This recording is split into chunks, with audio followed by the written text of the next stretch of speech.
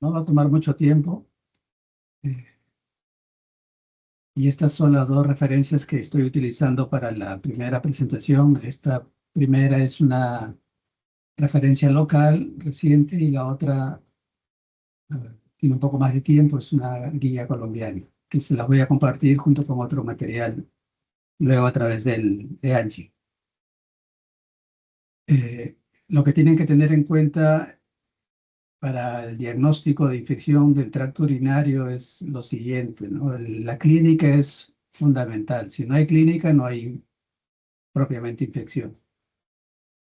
Puede haber leucocituria, puede haber piuria, incluso bacteriuria, definido por cultivo de orina, como ustedes saben. Pero si no hay clínica, no hay diagnóstico de infección, ¿no? Entonces,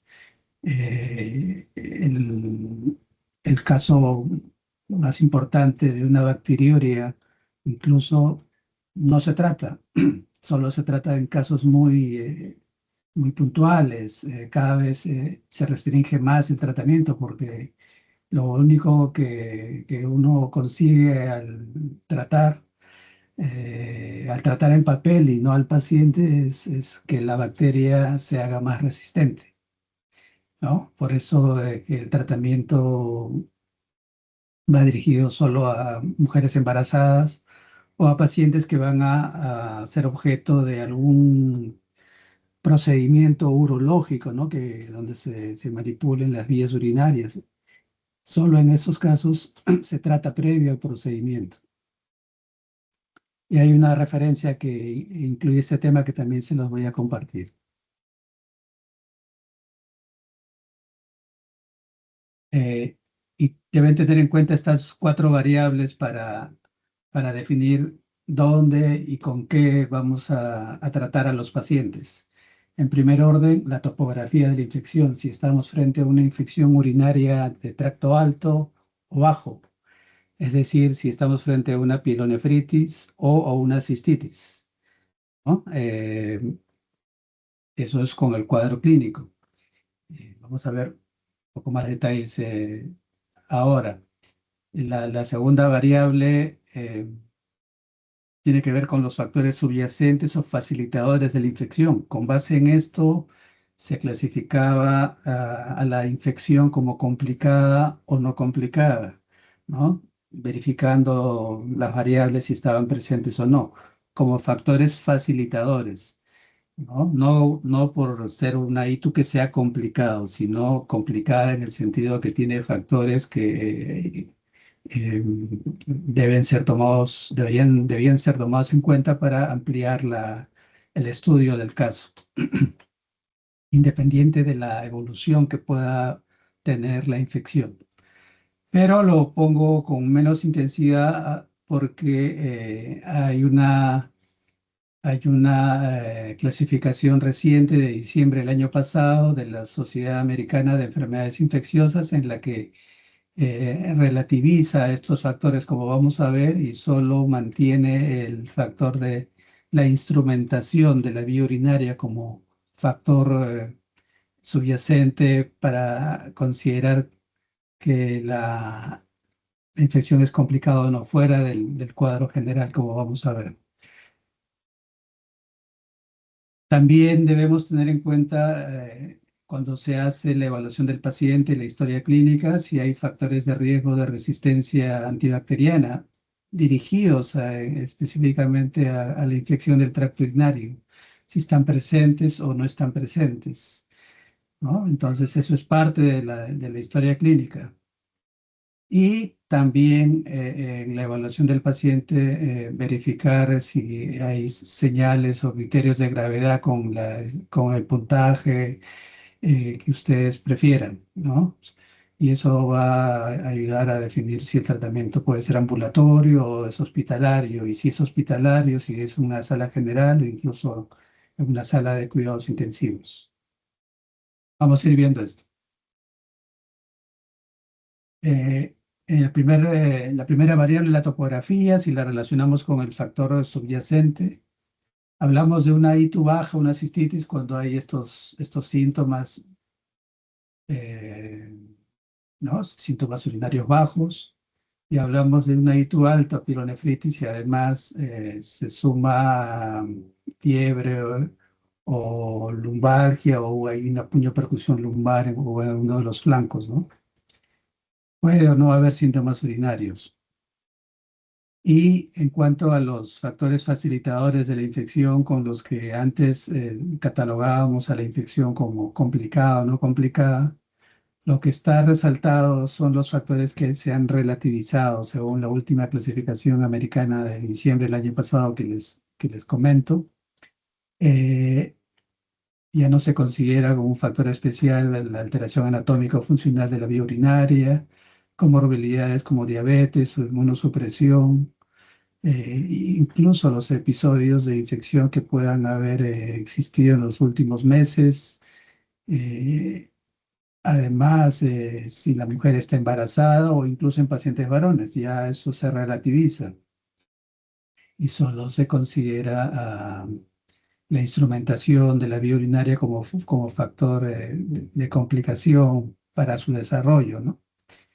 Fuera del cuadro general que pueda tener el paciente, que es otro elemento de complicación según esta clasificación. De este modo, si cruzamos estas dos variables, topografía versus factor subyacente, en infección urinaria baja, ¿no? Según la topografía, perdón, infección urinaria según la topografía baja o alta, vamos a ver que el mejor escenario es el de una cistitis aguda no complicada, ¿no? El escenario 1. Y el peor escenario sería el de una pielonefritis aguda complicada, ¿no? Eh,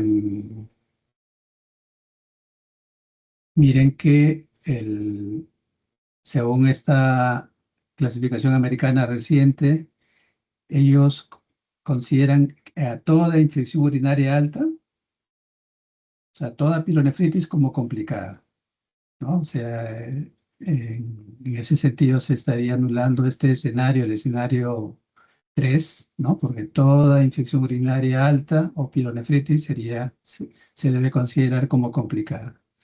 Como clasificación reciente hay que tomar con cautela la misma, no quiere decir que ya nos olvidemos completamente de la anterior clasificación, pero se las menciono para que la tengan presente, ¿no? Eh, Puede existir una pielonefritis aguda esporádica sin ningún factor facilitador subyacente en una mujer de mediana edad sin ningún antecedente, sí puede existir, ¿no? ¿No? Entonces, pero si nos ceñimos estrictamente a la propuesta reciente americana, bueno, se la debe catalogar y enfocar como una pielonefritis complicada, ¿no? Entonces, ya incluso estaríamos redundando, ¿no? Entre toda pielonefritis aguda sería pues complicada, ya no tendríamos que mencionar que es complicada porque ya de por sí se la considera como tal, ¿no?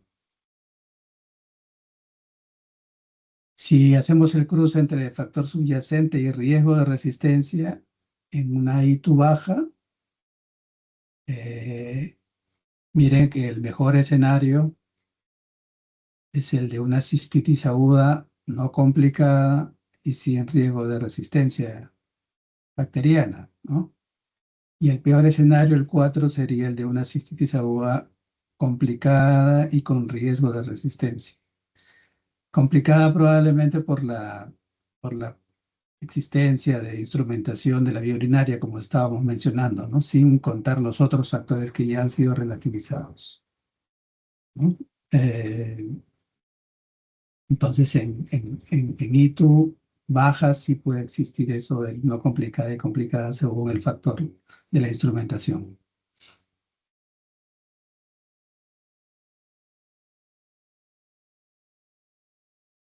Si hacemos el cruce entre factor subyacente y riesgo de resistencia para ITU alta o pielonefritis, bueno, acá ya toda pielonefritis, como estamos señalando, se considera, según la última clasificación, como complicada, ¿no? Ya no existirían los escenarios eh, estos que están resaltados, el 1 y el 2, ¿no?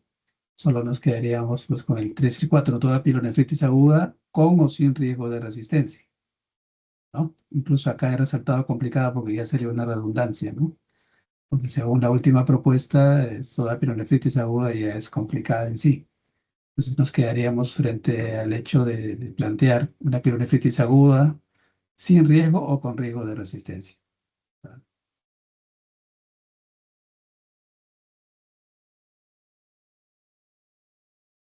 Y si, y si incluimos la variable de la gravedad en una I2 baja, entonces podemos estar en el mejor escenario, en el 1, frente a una cistitis aguda no complicada y no grave.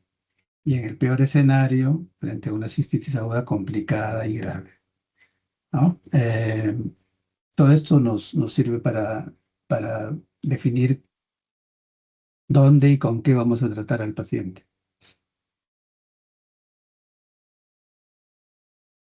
Y para una I2 alta, estos escenarios del 1 y el 2 se anulan y podemos asumir que los cuadros de pielonefritis pueden ser graves o no graves, ¿no? Ya sería redundante mencionar que estamos frente a una ITU, una pielonefritis complicada.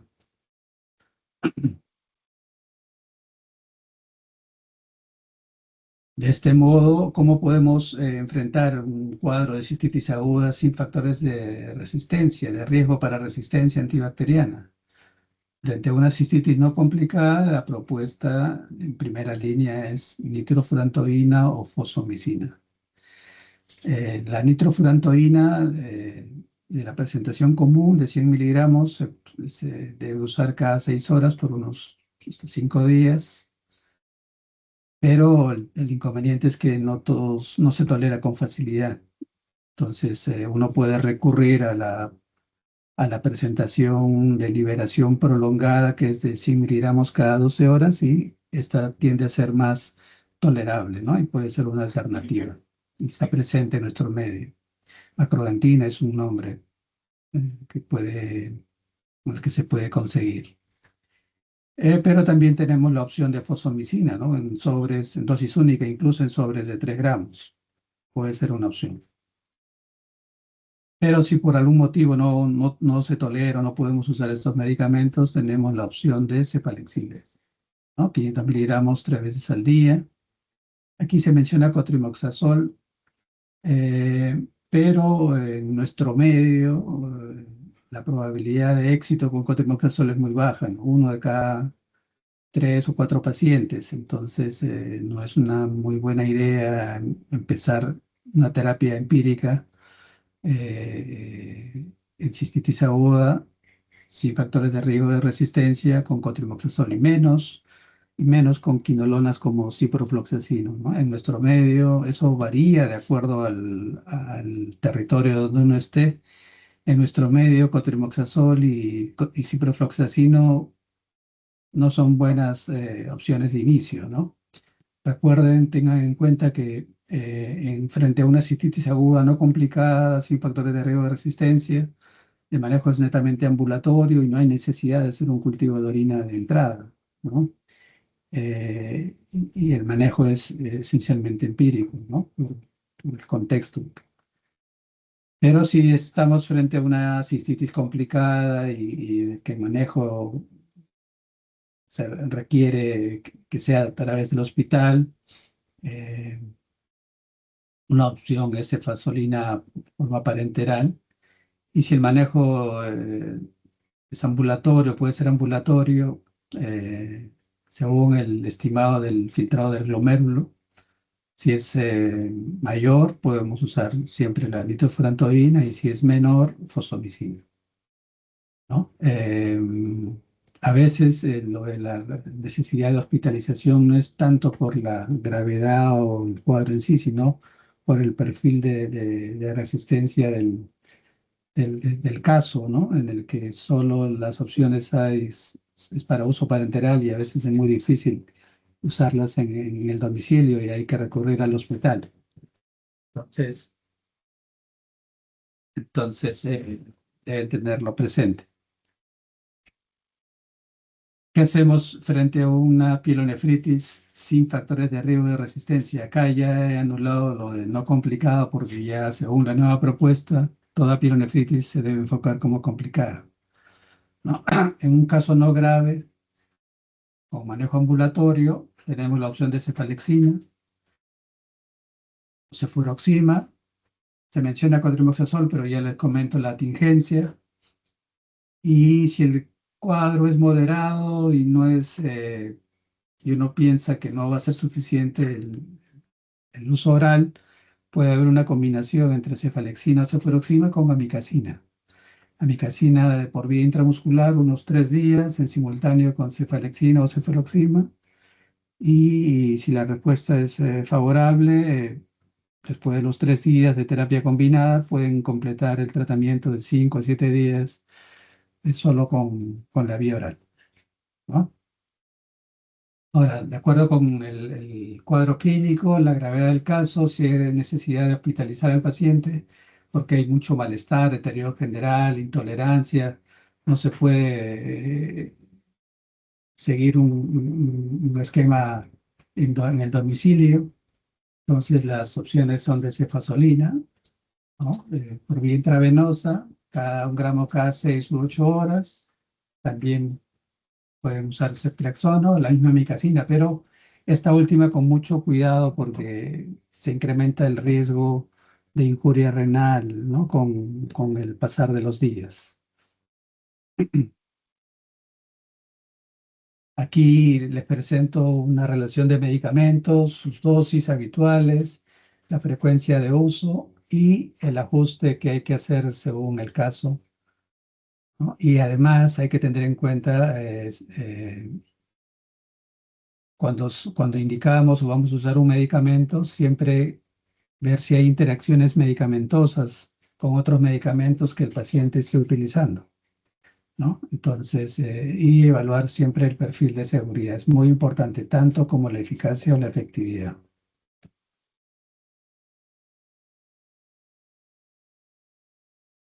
¿Y qué factores de riesgo de resistencia antibacteriana en ITU debemos tener presentes? Los mismos factores clásicos que facilitan una infección pueden también tener un rol en el desarrollo de resistencia.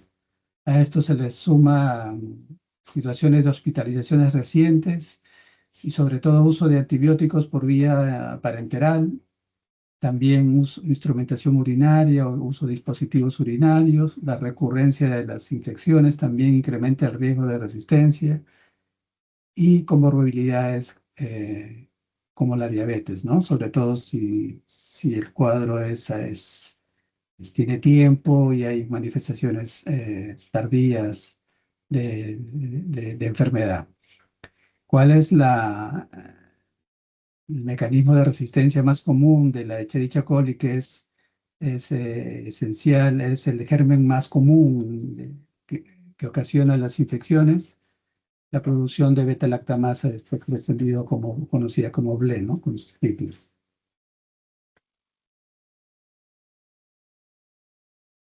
En un caso de una, de una pielonefritis con factores de riesgo de resistencia y grave, entonces todo en contra, ya no va a ser esta las opciones en esos, y más aún si el paciente tiene alergia también a los beta-lactámicos.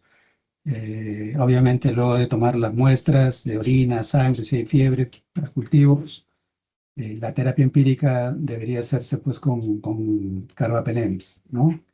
Imipenem o meropenem, y si la respuesta es favorable, 2, 3 días, además con el resultado del cultivo, puede uno desescalar a ertapenem, que es de la misma clase, con la ventaja de que esta se puede usar una vez al día, incluso de forma ambulatoria, si es que no hay una opción de manejo oral, de acuerdo con el perfil del antibiograma.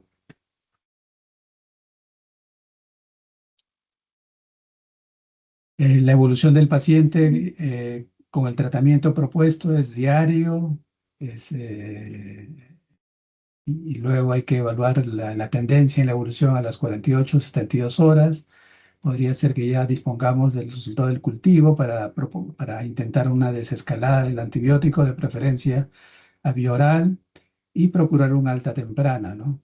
Lo que no significa dejar el seguimiento.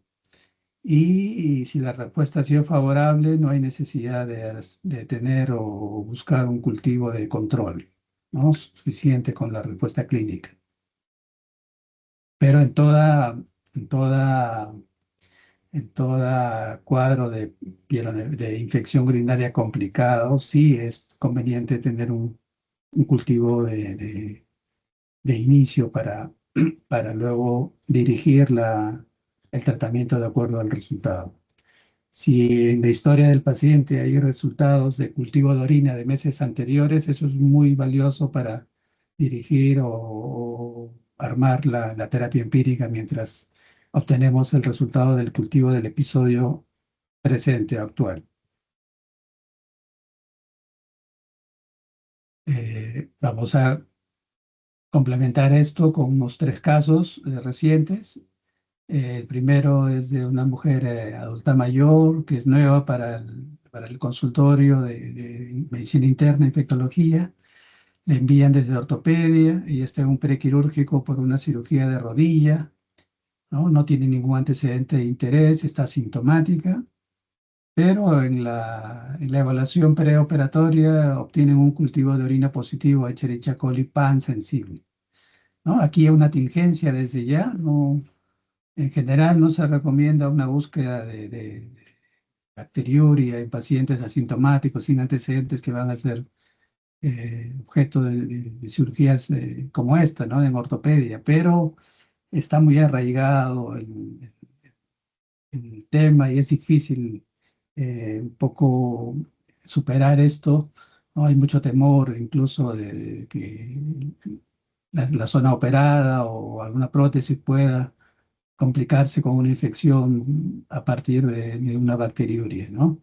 Entonces, de ahí hay mucho trabajo por hacer todavía para llegar a acuerdos y en todo caso tener una actitud vigilante, no facilista, ¿no? Pero en este caso le indicaron con el resultado cefalexina por 5 días, ¿no? Y curiosamente, dos cultivos posteriores mostraron la persistencia de la Escherichia coli, ¿no? Ya en los siguientes reportes con resistencia a cipro y a cotrimoxazol, ¿no? El 21 de abril, días después, en obstetricia, donde trabajaba la paciente, le indican gentamicina, ¿no? Por 10 días, imagínense, y le solicitan una ecografía renal. A la semana llega a la consulta con nosotros, ya tiene una semana de gentamicina y yo le explico y le indico pues y coloco la historia, ¿no? Que ya es demasiado, suspendemos la gentamicina suficiente y coloco ahora nota de que la paciente puede ser operada y que en todo caso después podrían hacerse algunas evaluaciones si hay algún factor que condicione la bacteriuria, ¿no? Eh, pero que no más por ahora. Entonces, estamos frente al caso de una bacteriuria asintomática, que incluso no debió ser tratado para este tipo de cirugías, pero la realidad a veces nos fuerza a hacer estas cosas, ¿no? Distinto fuese el caso de que esta paciente tenga indicación de algún procedimiento urológico como una urodinamia, una citoscopía, en el que sí es conveniente el tratamiento de ir con cultivo negativo para evitar riesgo de complicaciones luego del procedimiento. En el segundo caso, igualmente, estamos frente a una mujer adulta mayor. Ella viene, es nueva igualmente para el consultorio, viene de nefrología, tiene una enfermedad renal crónica avanzada, secundaria a una enfermedad poliquística hepatorrenal, ¿no? Ella de forma persistente tiene síntomas urinarios bajos, ¿no? En diciembre del año pasado, una ecografía vesical nos mostró que hubiese residuo postmiccional, ¿no? El volumen premiccional era de 126 mililitros, un cultivo de orina fue negativo en aquel entonces, pero en enero y en febrero hubo algún cambio. En enero la hemoglobina estaba en 11,2, el calcio normal, lo mismo que el fósforo, pero la paratormona ya estaba en 125, ¿no? El tope del rango normal es de 80, era compatible con la enfermedad renal crónica que tiene. En febrero hay un cultivo de orina positivo a Escherichia coli con una sensibilidad amplia, solo resistente a cipro. En abril la creatinina está en 2,4 y el estimado de filtrado del glomérulo en 19.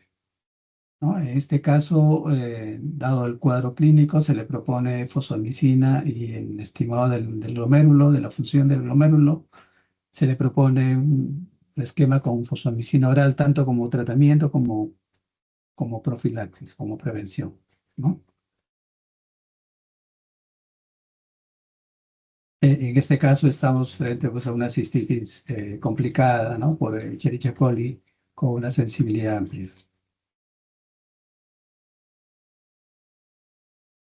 Miren, esto es para un poco, ustedes noten la enfermedad de fondo, los quistes, en este caso en el hígado, los riñones, la enfermedad poliquística hepatorenal, ¿no? Solo para ilustrar el caso, que era a qué correspondía esta paciente. Y el tercero, estamos frente a una mujer de 58 años, también nueva para el consultorio, técnica de enfermería, la envía a salud ocupacional. Ella tiene una historia de hipotiroidismo, recibe por ello levotiroxina. Y el 11 de mayo, pasado último, no tiene otro antecedente, está asintomática. Y el 11 de mayo, bruscamente, hace un cuadro de cistitis aguda, ¿no? Síntomas urinarios compatibles con cistitis. Y además el cuadro incluye una hematuria macroscópica, ¿no? Lo cual pues, que se genere una gran preocupación, ¿no? Porque la hematuria, si bien es cierto, puede ser parte de una infección, pero también puede ser manifestación de otro tipo de problemas, ¿no? ¿No? Entonces, eso hizo que se le solicitara un examen de orina, general de orina, donde había leucocituria, ¿no? Que va con la hipótesis de infección, y obviamente también se evidencia hematuria, ¿no? A ella le indican ciprofloxacina oral, ¿no? Con la tingencia que les menciono que no es una buena elección, y además le solicitan un cultivo de orina y una ecografía renal, ¿no? El cultivo se lo toman ese mismo día y empieza el tratamiento que le indican.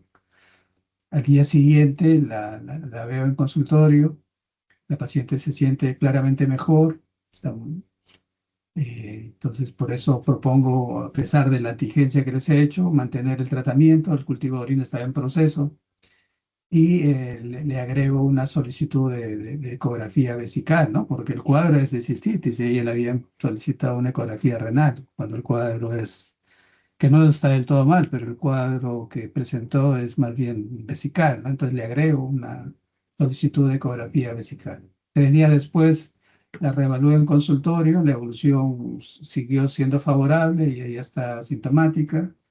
Y el cultivo de orina inicial, basal, pues fue positivo, se reportó Escherichia coli con una sensibilidad amplia, incluido el ciprofloxacino para bien de la paciente, ¿no? Y las ecografías, tanto renal como vesical, no mostraron mayor alteración, ¿no? Entonces, en este caso, la hematuria fue parte del cuadro de infección, ¿no? No hubo otra señal de otras cosas como para continuar evaluando en ese momento a la paciente.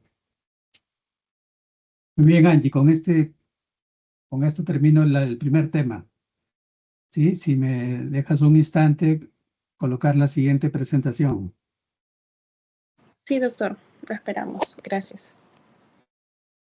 Al final va a haber unos minutos para comentarios, preguntas de los dos temas.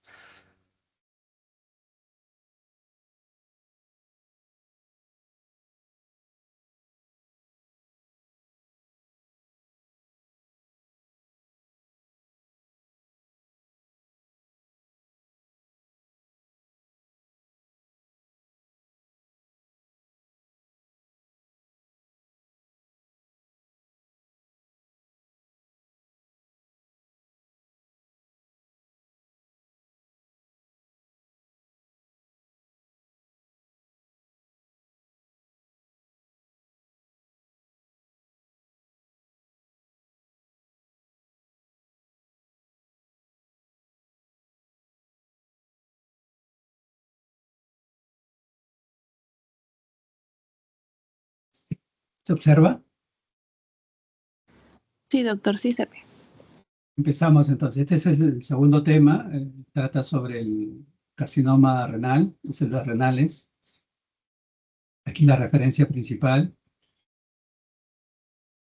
Y a modo de introducción, debo decirles que esta neoplasia maligna que incluye la de la pelvis renal, que es próxima, ¿no? Pues acontece alrededor de un 4%. Estoy usando cifras Norteamérica, específicamente Estados Unidos. Años atrás, en el 2019, esto representó más de 70.000 nuevos casos en este lugar y más de 15.000 decesos, ¿no? Podemos hacer cierta extrapolación a nuestro país para tener una idea de la magnitud, ¿no? Más aún si hay una búsqueda activa, ¿no? El pico de ocurrencia se da en edades mayores, ¿no? Adultos mayores, y los hombres, los varones son más afectados, ¿no? Una razón de 2-1 respecto de las mujeres. Hay mención a factores de riesgo, pero estos son inespecíficos, ¿no? Como la inactividad, la obesidad, diabetes y el consumo de tabaco.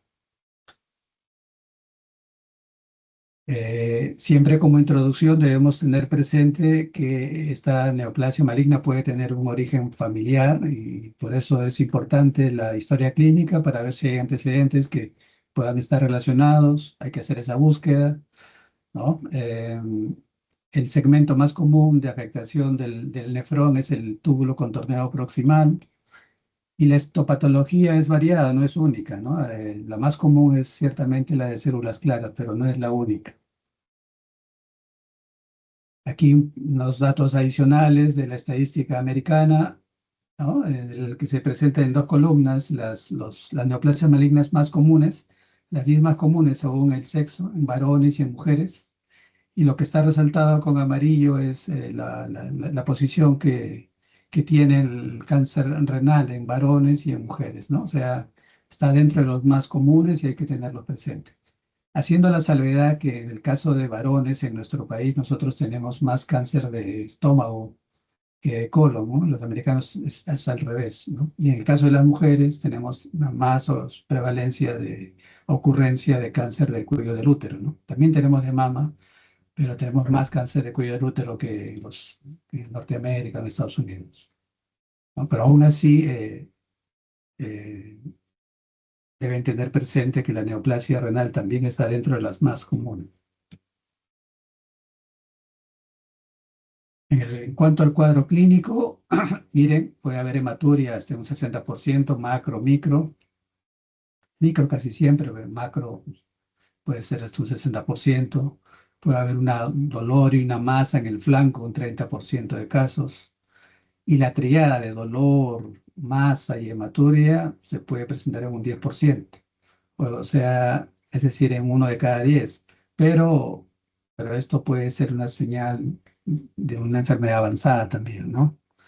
Y no se trata de eso, se trata más bien de diagnósticos tempranos para mejorar el pronóstico de los pacientes. Fiebre se puede presentar como una manifestación paraneoplásica, pero siempre que hay fiebre, lo primero que tenemos que hacer es descartar infecciones comunes o no tan comunes, ¿no? Como tuberculosis en nuestro medio, ¿no? La presentación inicial también puede ya incluir manifestaciones de enfermedad a distancia, metástasis, ¿no? Como el dolor óseo, por ejemplo, hasta en un 20% de casos, lo cual también es una señal pues, de lo avanzado que puede eh, estar la neoplasia, ¿no? Pero en el otro extremo, la neoplasia puede ser un hallazgo, un incidental, ¿no? De un estudio de imágenes como parte de un chequeo, o una ecografía o una tomografía. Y eso puede representar una gran oportunidad de controlar de manera efectiva el problema. En el laboratorio, en el examen de orina, podemos evidenciar hematuria, en el hemograma, eritrocitosis e incluso en sangre también hipercalcemia como paraneoplasia. Las imágenes son fundamentales ¿no? Para evaluar la extensión, los detalles del tumor y la extensión que éste pueda tener. Así podemos considerar tomografía o incluso resonancia, ¿no? Miren que el compromiso regional, ganglionar o nodal, adrenal o hepático es clave. Lo mismo si hay trombosis de la vena renal o cava, eso es muy importante y eso puede ser evaluado con estas pruebas, ¿no? Porque pues, tienen mucha incidencia en el pronóstico, ¿no? Si hay sospecha de compromiso a distancia, se puede extender el estudio de imágenes a otras regiones. Se puede considerar también la gamografía ósea para valorar todo el sistema óseo, si hay sospecha de compromiso multifocal, lo mismo que la tomografía del encéfalo, ¿no? Según la sospecha clínica. Siempre en el diagnóstico diferencial, como todo problema, se pueden considerar algunas otras opciones, como la que ya mencioné, una masa de un tuberculoma o un absceso, ¿no? Pero toda masa renal sólida debe ser catalogada como un cáncer hasta demostrar lo contrario. Y tanto así que muchas veces los cirujanos ingresan a abordar la lesión a sala de operaciones, ¿no? Y según los resultados terminan el manejo. Hay algunas neoplasias que pueden tener algunas características particulares, pero eso requiere de experiencia, buena calidad de imágenes, ¿no? Pero esta premisa es fundamental, ¿no? Siempre pensar que la lesión puede ser una neoplasia maligna renal. En cuanto al tratamiento, si la lesión es muy pequeña, se puede considerar la exéresis solo del tumor, ¿no? Pero si ya no es tanto así, las opciones son de una nefrectomía parcial para tratar de mantener la función renal, ¿no? Pero si el tumor ya tiene un tamaño de 7 centímetros o más, en ese escenario se impone una nefrectomía radical, ¿no? Que es la exéresis del riñón, no solo del riñón, sino de tejido alrededor, ¿no? Ahora, no solo es la cirugía, a esta se le suma quimioterapia, pero esta suele ser tóxica y no ha mostrado resultados satisfactorios. Por eso surgió el tratamiento inmune, inmunoterapia con interferón o interleuquina, que brindaban respuestas parciales, ¿no? De 15 a 20% o un poco más. Eh, pero esa combinación de cirugía e inmunoterapia no resultaba ser del todo satisfactoria. Por eso la investigación en los últimos años, en el último decenio, ha, ha- ha progresado y esta inmunoterapia con interferón interleuquina pasó a una inmunoterapia distinta, actual, con otros medicamentos, mostrando mejores resultados. Y no solo eso, sino que adicionalmente se ha desarrollado lo que se conoce como terapia dirigida, con medicación que puede ser incluso de presentaciones orales y con respuestas muy buenas, como de 40-60%. Y actualmente se están investigando combinaciones de inmunoterapia actual con terapia dirigida y eso está en pleno desarrollo, ¿no? Y eso puede ir cambiando próximamente.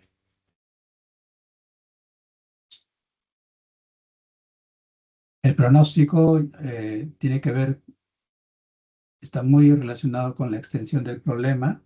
Cuando el tumor está confinado a la cápsula renal T1, T2, la sobrevida es muy buena, ¿no? Como de 90 a incluso a 100% a 5 años. Pero cuando el tumor está más extendido, ya es clase 3, T4, la sobrevida a 5 años se puede reducir a la mitad, ¿no?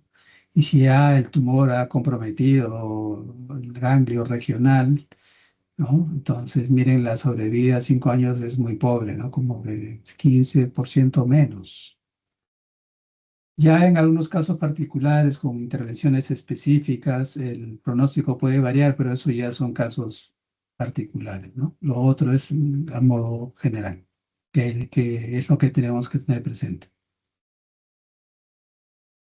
Les mencioné que hay otros tumores con algunas características particulares. Esto es para que lo tengan presente, lo conozcan, sepan que existen, pero se requiere de mucha experiencia, buenas imágenes y aún así, eh, a veces pensando en lo peor es que los urólogos o los cirujanos deciden pues abordar, entrar a definir la lesión.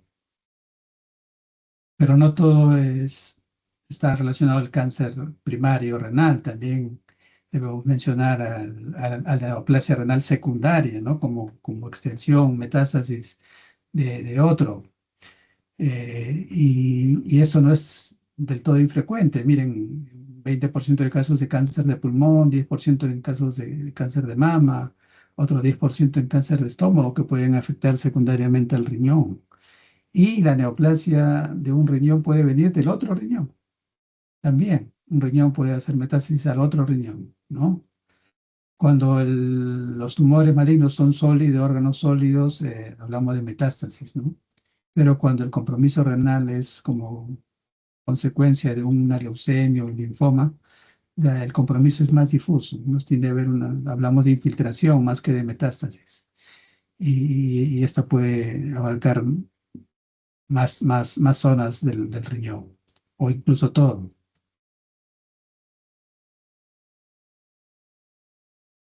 Aquí les muestro algunos casos para ilustrar el tema. Aquí son las imágenes de una trabajadora del hospital, 60 años, con una historia de hipertensión, que fue hospitalizada por un cuadro de ITU complicada. Y en la valoración general se encuentra esta lesión. Esta es una tomografía corte transversal y esta lesión en el riñón, ¿no?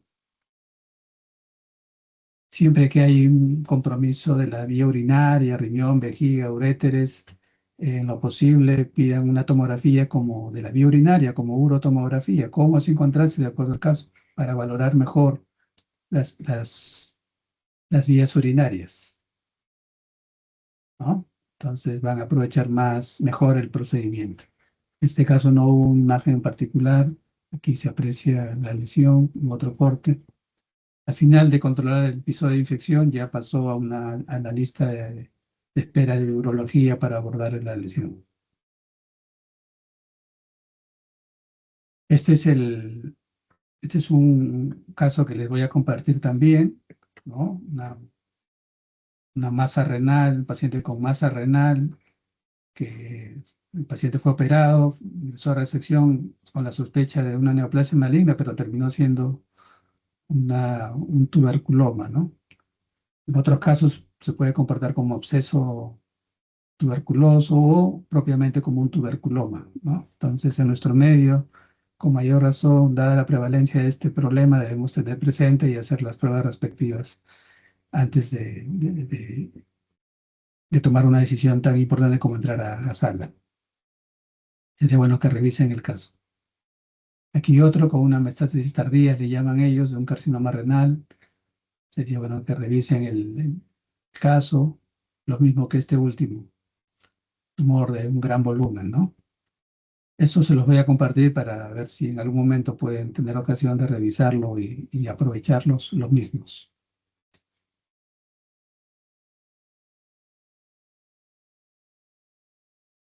Con eso termino la presentación y más bien ahora eh, pasamos a unos minutos de comentarios, preguntas de su parte. ¿Sí? Alexander, Emiliano,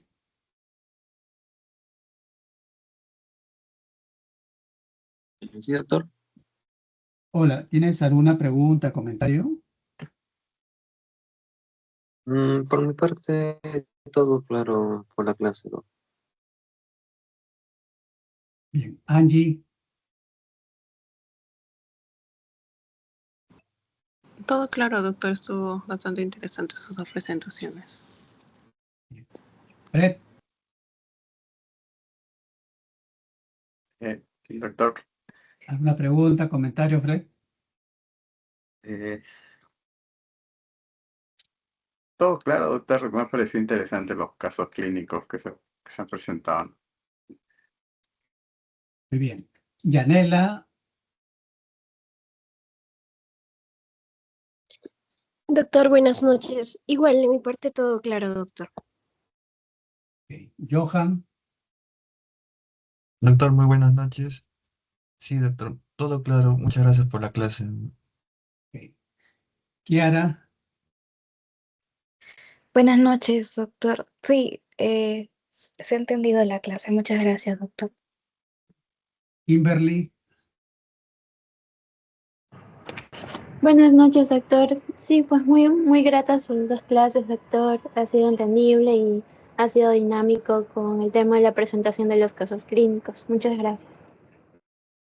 gracias también. Luis, Giuseppe,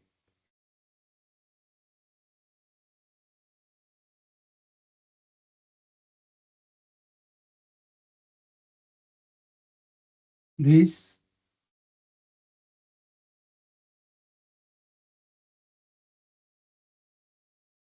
Matías, Sí, buenas noches, doctor. Estuve atendiendo su clase, hice algunas anotaciones muy interesantes, los casos clínicos y también la presentación de la cistitis no complicada, la nefro, y también el carcinoma, pilonifritis también. bien. Patricia, Doctor, buenas noches. Con respecto a los temas que usted nos ha explicado, sí está muy interesante y es todo muy dinámico y entendible, doctor. Gracias. con mucho gusto. Entonces, Angie, terminamos. Sí, doctor. Muchas gracias por la presentación. Sí, en unos minutos te comparto el material por el WhatsApp para que Sí, lo sí, por favor, extiendas a doctor. tus compañeros. Gracias. Sí, te aviso. Muy bien. Sí, Gracias. gracias, doctor. Estamos en contacto entonces. Buenas noches. Gracias.